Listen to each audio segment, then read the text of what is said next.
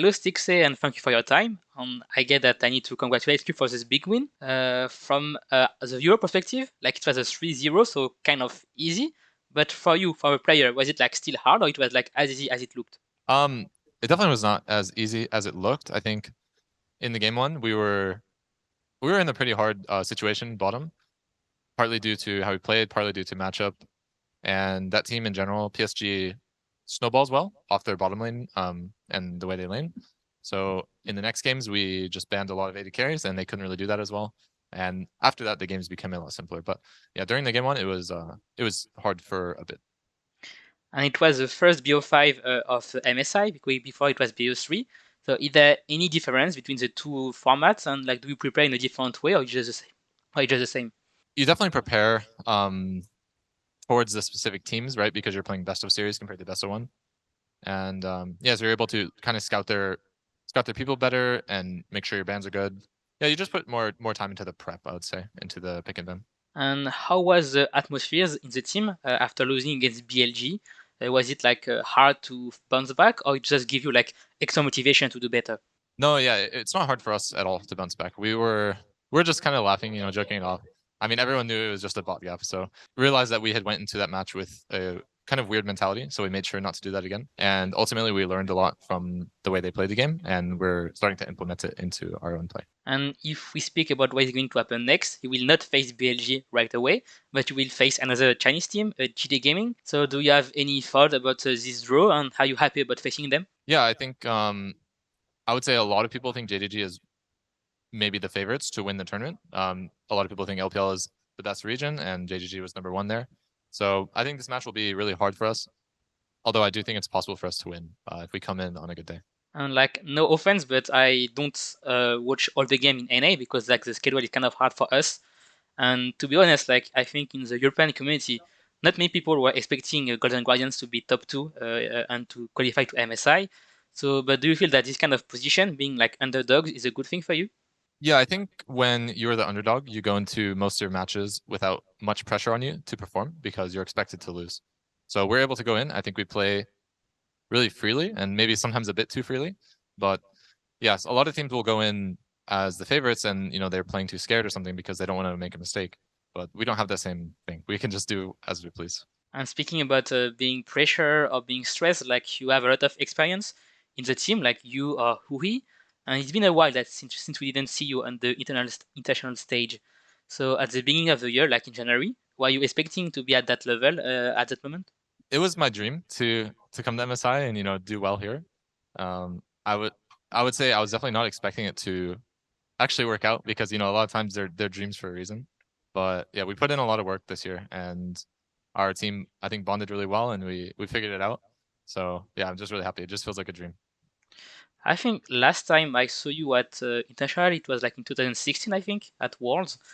Yeah. So did anything change, like because of the process, of the scenes, of the crowd, of the structure?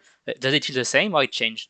I think it's for the most part it's the same. Usually when you come to international tournaments, the stress rises really quick because you're playing versus people of very high skill that you're not used to. Like for example, when we're playing in North America, you're scrimming North America teams, and you know how they play, you know how they do.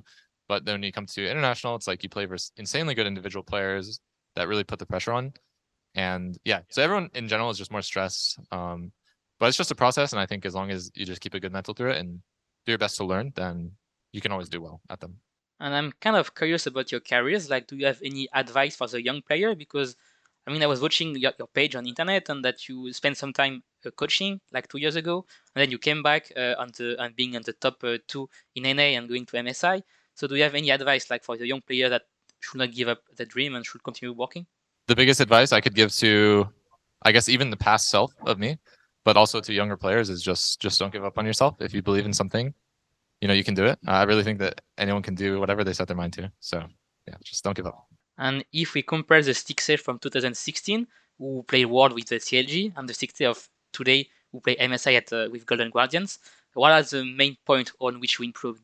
Well, I think overall I'm obviously more experienced and just mature about the way I go about the game. And yeah, I'm definitely a lot more calculated than I used to be. I'm a bit more stable and consistent. but at the same time, I've still got a bit of crazy in me. And I'm also curious about the atmospheres in the crowd and in the arena, because of course, being from my computer abroad, I can't see like how it is, but the scene seems pretty hype and with a lot of crazy stuff around. So can you describe me like how you feel about that? Yeah, the stage here is really cool. There's like a huge tunnel thing that I don't know. You just feel like you're in like a movie set or something. As well as the crowd is very loud, and yeah, there's a ton of people, so it was really hyped to be at the event. And what about your experience in London? Like, do you like the food and the weather? Yeah, the weather's actually nice. It rains a lot here, which I enjoy because it's very sunny in California all the time. And the food, I've pretty much only eaten kebab here, just a lot of chicken kebab. But yeah, I haven't explored too much of the food yet. And then do you have any message like for the community? Because I get that most of the people will bet on GDG in your next game, but do you have any like standing point that you want to make to say that you can do it also? Yeah, I think honestly, a lot about competing comes down to the day of and if you can perform on that day in the stage games. So I think if we, sleep well, rest well, and prepare, then we can have a good day. So don't kind of sell. And do you feel that playing in the plane, it means that you play more games, so you have maybe like a more momentum, but you also like show more strategies and maybe most of your weaknesses and strengths.